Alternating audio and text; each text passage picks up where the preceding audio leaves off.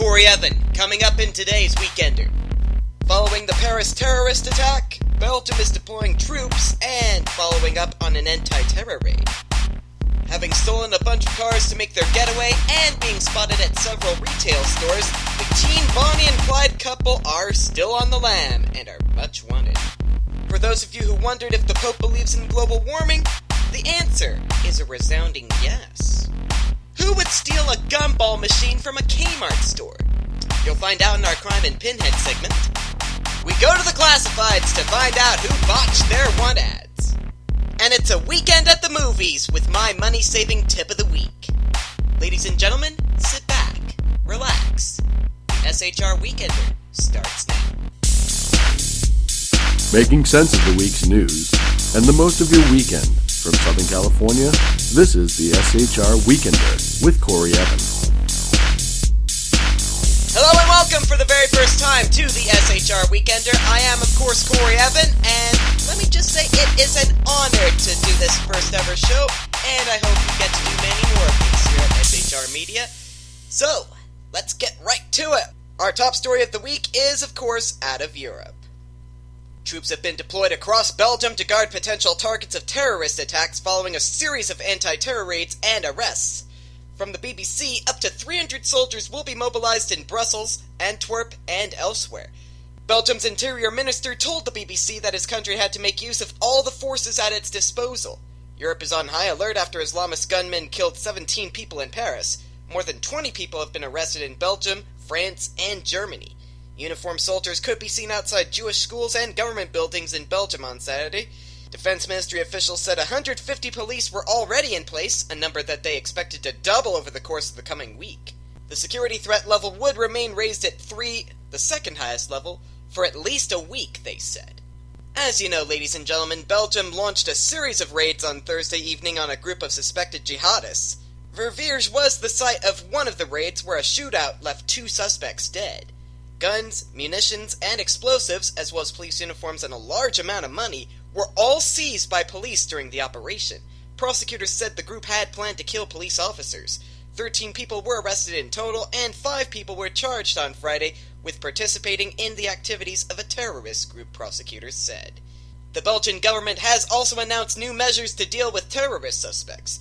They include making traveling abroad for terrorist activities a crime and expanding the cases where Belgian citizenship can be revoked for dual nationals who are thought to pose a terror risk.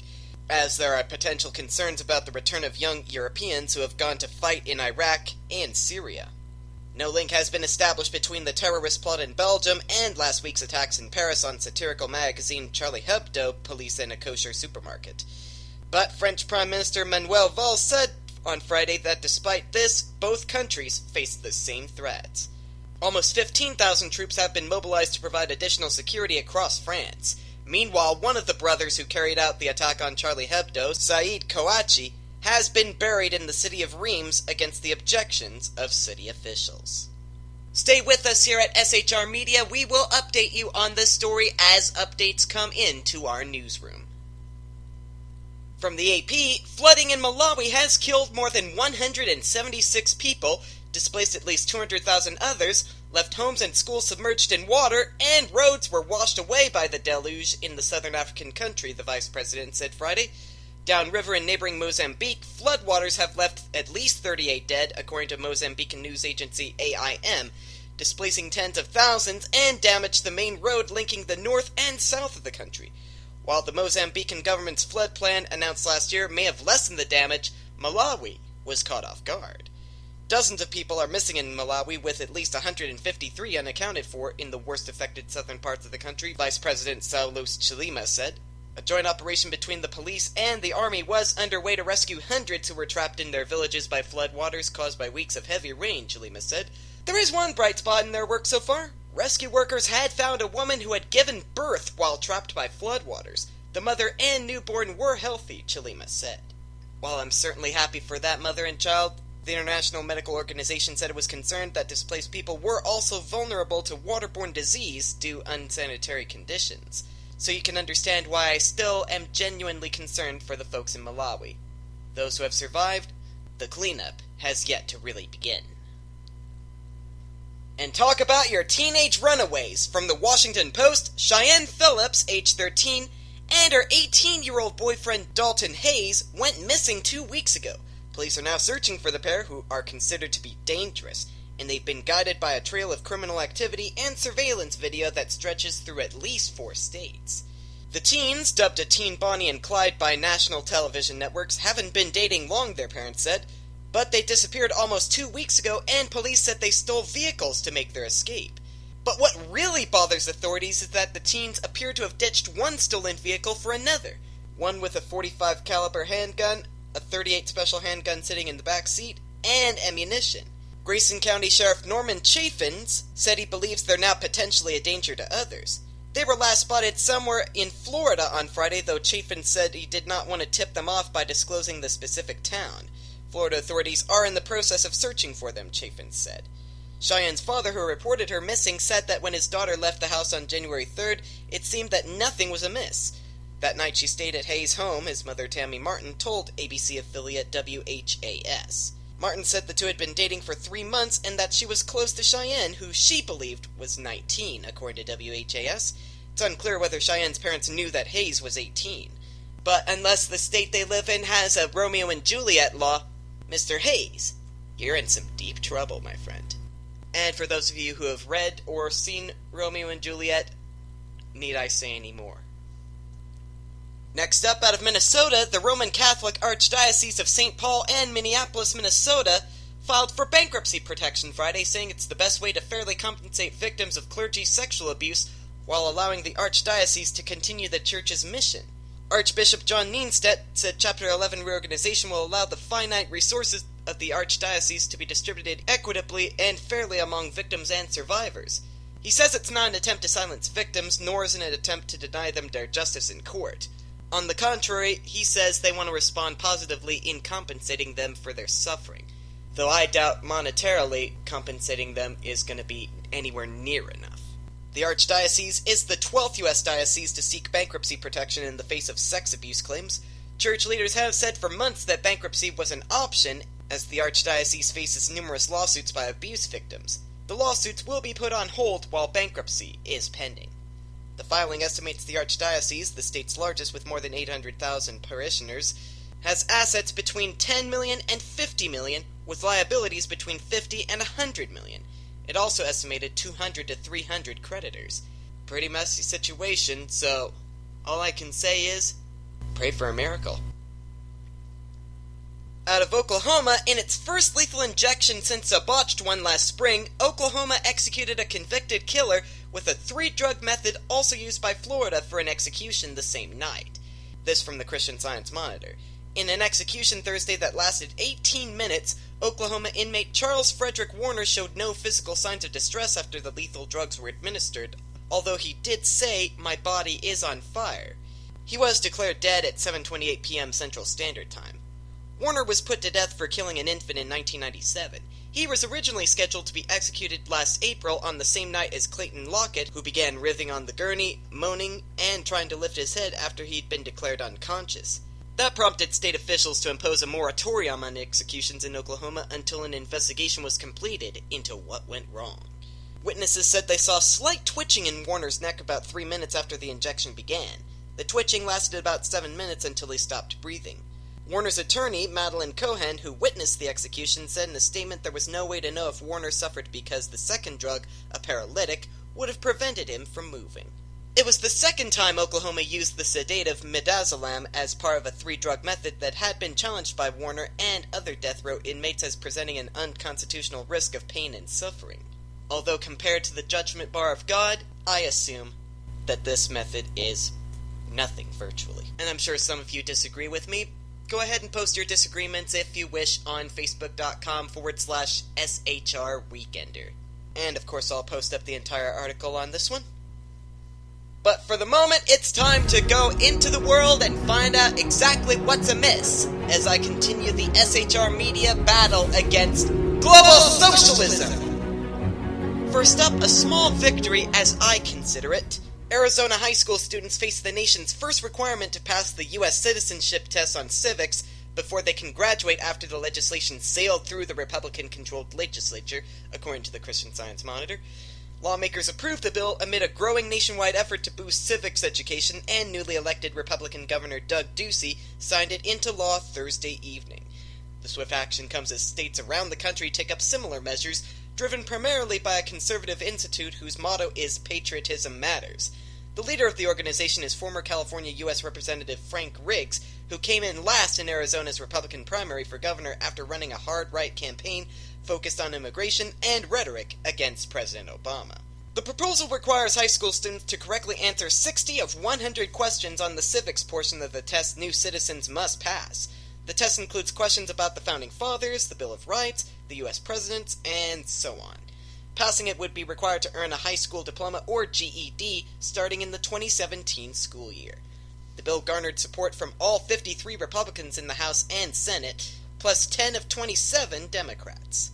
Of course, opponents say that the test, which relies on memorization, might not be the best way to engage students in civics education.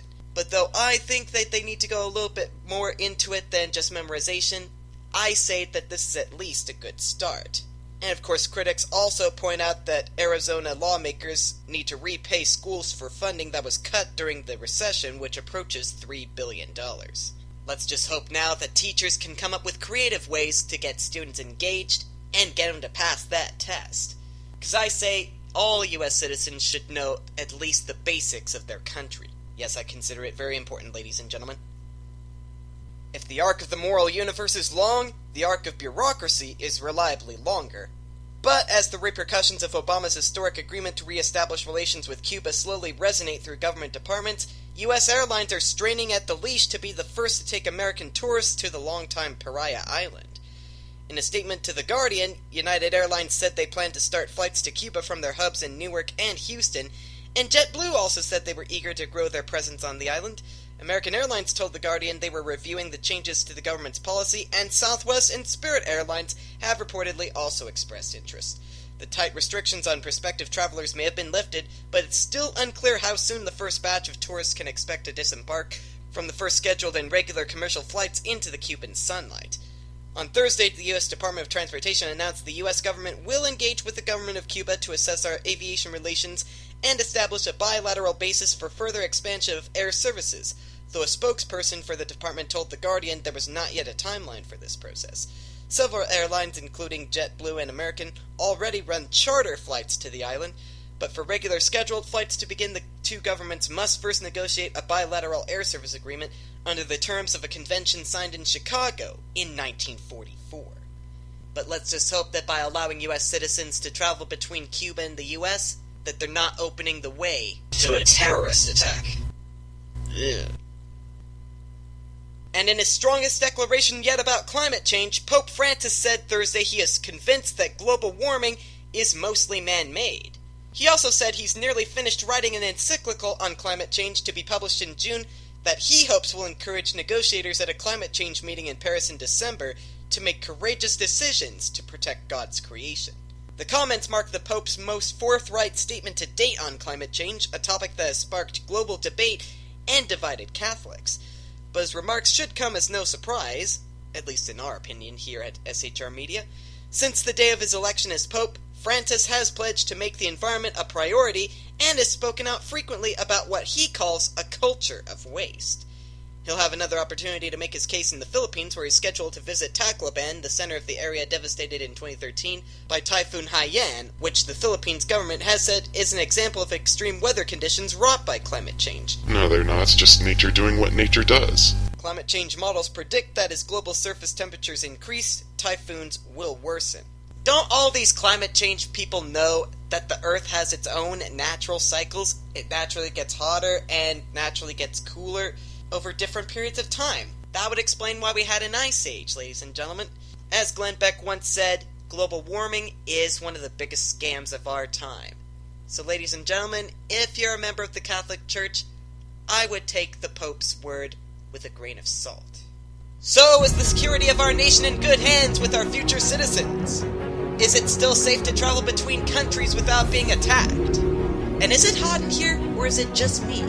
Stay tuned for developments in our continuing battle against global socialism! And on that note, it's time to take a break. When we come back, why would somebody steal a gumball machine from a Kmart? And I dive into the classifieds to find out exactly what's making people laugh this week. You're listening to the SHR Weekender. Take 2 minutes, go get a cookie, and come on back. Don't click away. The SHR Weekender will be right back. Conservative media done right. You're listening to the SHR Media Network. How you doing? John Grant here. When I'm not slaving over a hot microphone on the 405radio.com Saturdays at 10 a.m. Eastern, I check out Sean and Clint here at Sackheads Radio. We all appreciate the best political bloggers, writers, and commentators. We either get them on our shows or we make fun of them, as it should be. So check us out live Saturdays at 10 a.m. Eastern or forever on the podcasts on the 405radio.com. Here's radio.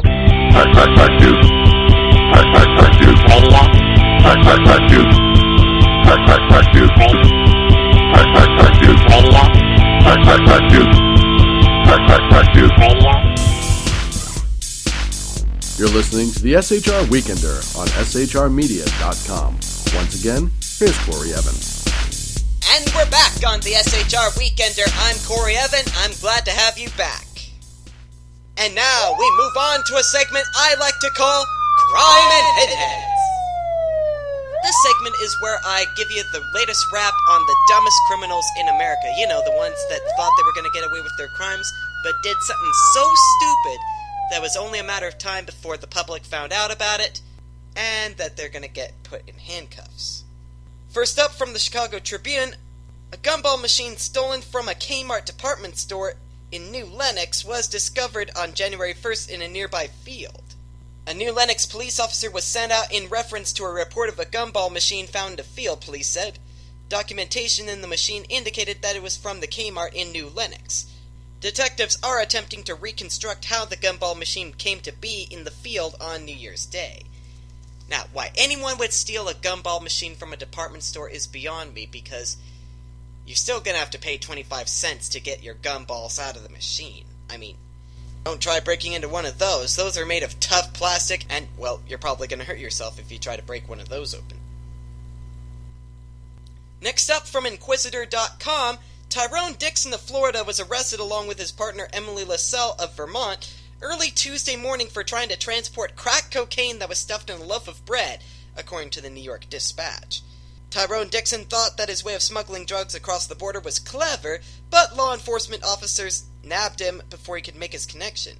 And it would have worked had Tyrone not made an illegal U-turn at the Derby Line, U.S.-Canadian border, a move that quickly got the attention of U.S. Customs and Border Protection agents. Once they got a glimpse of Tyrone's hasty move, they pulled him over and searched the car. They found drug paraphernalia, including syringes, white packages consistent with heroin drug packaging, and 2 packs of heroin, along with the crack bread, according to the Burlington Free Press. In July, Inquisitor reported that U.S. Border Patrol agents are seeking an increase of aggressive attacks upon them by Mexicans who attempt to cross the border. But yeah, Mr. Dixon, it's a bit like robbing a bank and finding out the money you stole is red-dyed, and then throwing it out the window.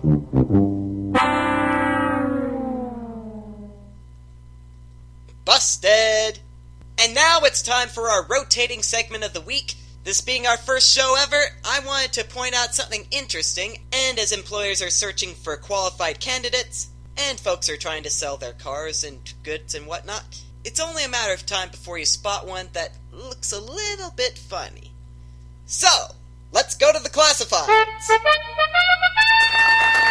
Now, I've been online searching through all the classifieds to try and bring you the ones that are the absolute worst spelled or absolutely worst worded, or at least have something funny in them that's worth noting, such as this one from BizBizFurniture.com.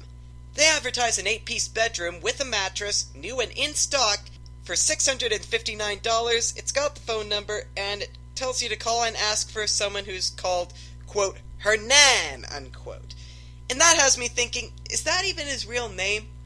Or is that just a front, and this guy is actually working for the cartels? Now, as gas prices continue to go down, folks are getting more and more confident that they're able to drive their SUVs around, or at least be able to sell them for a decent price. Such as this one in North Hollywood.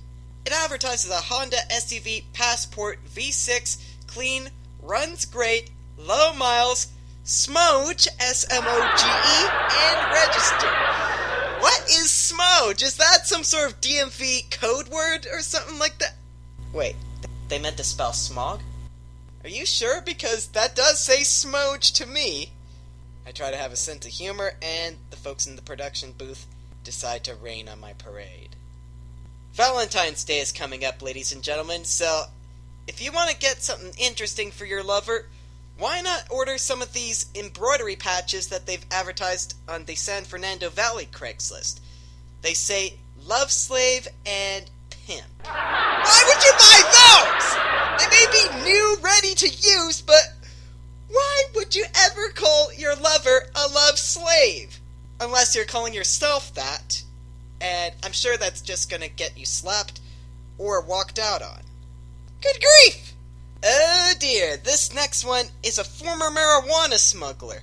It says, having successfully completed a 10-year sentence, incident-free for importing 75 tons of marijuana into the U.S., I am now seeking a legal and legitimate means to support myself and my family. Business experience, owned and operated a successful fishing business, multi-vessel, 1 airplane, 1 island, and processing facility in a successful pot smuggling venture. I think this is one that employers, if they haven't decided to toss it out, they probably should, because knowing his past, you know what the future holds, so I'll say no more on that one. Now, everyone these days who has a job is always looking for ways to make more money. Such as this one from youcanbefunny.com. Tired of working for only $9.75 an hour? We offer profit sharing and flexible hours and benefits. Starting pay, $5 to $7 an hour. Now that's a downgrade, ladies and gentlemen. That is genuinely a downgrade right there. I wouldn't jump at that opportunity. Unless you're currently making $0 an hour. Now, if all that's not enough for you, you can always upload your resume on Lazy, LAAZI.com, which always dares its users to dream. But I'm not sure if they're telling us to dream or just have a nightmare in general, because the tagline on this ad, want a new job to complain about? Well, at least they're honest on that one, ladies and gentlemen. Yes, they are. Now, I plan to make this a regular thing, doing the classifieds at the first of every month, but I cannot do it alone, as you know. I'm just one man. I need your help, ladies and gentlemen. So, if you spot a hilarious classified want ad anywhere in the world, whether it's on Craigslist, eBay, your local newspaper, take a picture of it, take a screen cap of it, and post it on Facebook.com/SHR Weekender, and it could end up on a future show. Right, we're going to go to another quick break. When we come back, the Game Show News Minute, and this week's tip could help you save some money at the movies. Don't go away. You're listening to SHR Media. I'm Corey Evans.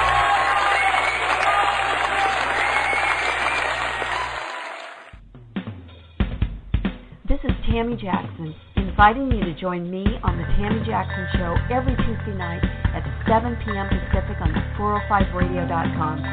Put down that remote and tune into the show that covers politics, guns and the Second Amendment, religious liberties, sanctity of life, the military, and more. I host newsworthy guests and work hard to be a conservative radio show that's not like all the others. So save Tuesday nights at 7 p.m. Pacific for me, Tammy Jackson, on the 405media.com. Hi, this is Rooster from Outcry Radio. Catch me here on Blog Talk Radio every Saturday night at 11 p.m. Eastern Standard Time. Or follow my blog. Now, back to the Sackhead. I'm Corey Evan, the Game Show Geek. It's Saturday, January 17th, and here's your Game Show News Minute. In Europe, RTE and the National Lottery have defended their new TV game show following criticism from viewers that the games were too complicated and the prize money was stingy. They've already received 80 complaints about the €1 Million Challenge, which aired on Saturday night, which say that the prize money didn't compare to the amounts given away on Winning Streak, and that a viewer's game required access to a computer which they didn't have. A spokesperson for the National Lottery insisted that the €1 Million Challenge was the highest prize-paying TV game show in Europe. Next up from the US, Con TV is an internet channel launching soon that'll stream content live from the Comic-Con circuit. They'll also be streaming genre movies, classic TV shows, and an upcoming original program called Last Fan Standing, a game show for convention attendees, hosted by Bruce Campbell. Oh dear, the B-movie actor. But to watch the show, you'll either have to watch a lot of ads in between segments, or pay $6.99 a month. And while I don't know the price of a treadmill, the image of George Gray falling all over it is priceless. While playing a game of Most Expensive this week, Drew Carey tossed to Gray to reveal the 3 amazing prizes to a contestant. When the camera panned to the fitness machine, Gray was announcing while running backwards on the treadmill. So fancy, right? Sure, until he ate it. And of course now, it's one of the hottest Price is Right clips on YouTube. So can Monday's Kids Day top that? You'll have to watch and find out Monday on CBS. Right, that's your Game Show News Minute, ladies and gentlemen. For more information, visit youtube.com/thegameshowgeek. I'm Corey Evan. Have a great day. Right, so some of you may be wondering, why do I do a Game Show News Minute? Well, I'm a game show geek, ladies and gentlemen. I like to watch game shows because, as a Mormon, I'm always looking for fun stuff to watch that's organic and pure. The game show genre has always left me completely satisfied. I know, probably not the most convincing argument to get you folks to watch game shows, but if Steve Harvey is any evidence, you'll always be left with a laugh. And besides, I've been watching game shows since I was little. There's no way to stop me now. And besides, some of you go to the movies every weekend, and I'm not going to stop you. But I am going to offer you this week's money-saving tip of the week. Now, as you know, movie ticket prices have been going up and up and up. Around this area of Southern California, the average ticket price for an evening feature is around $11. Plus $3 if you spring for a 3D movie, which requires you to wear those expensive 3D glasses that you have to throw out later. But of course, there are ways around that, such as going to second-run films. You know, a couple of weeks after they premiere in the theaters, they often go to a discount house, which sells tickets for about $3 on average. I mean, just because the movie's been out for a month or so doesn't mean it's lost its savor, ladies and gentlemen. Waiting a little bit and saving a little bit of money is often the best way to see more movies for less. But of course, if you insist on being there the first week of the show, you might consider going to a drive-in. I know, it's pretty cold this time of year, and certain drive-in movies are closed during the year. But at least in Southern California, you always have a chance to go see a drive-in movie, at least on Friday and Saturday. And just think, by paying only $7, you can see 2 movies for the price of 1. And not to mention, at both of these examples, concessions are usually $1 or $2 cheaper per serving than at first-run national chains. I mean, certainly you sacrifice some elements of comfort. The discount houses tend to not be stadium-style seating, and at the drive-ins, if your local drive-in is open this time of year, you'll have to bring a blanket. It's my first show, ladies and gentlemen. I'm just offering general advice on how to save money. And besides, I want you guys to have the best weekend you can, so hopefully some of my advice helped. And on that note, that is the SHR Weekender for this Saturday, January 17th. Follow us on Facebook.com/SHR Weekender. For all of us here at SHR Media, I'm Corey Evan. Make it a great weekend or not, the choice is yours. This has been the SHR Weekender. For more information on today's program, go to shrmedia.com. Be sure to tune in next weekend. Thanks for listening.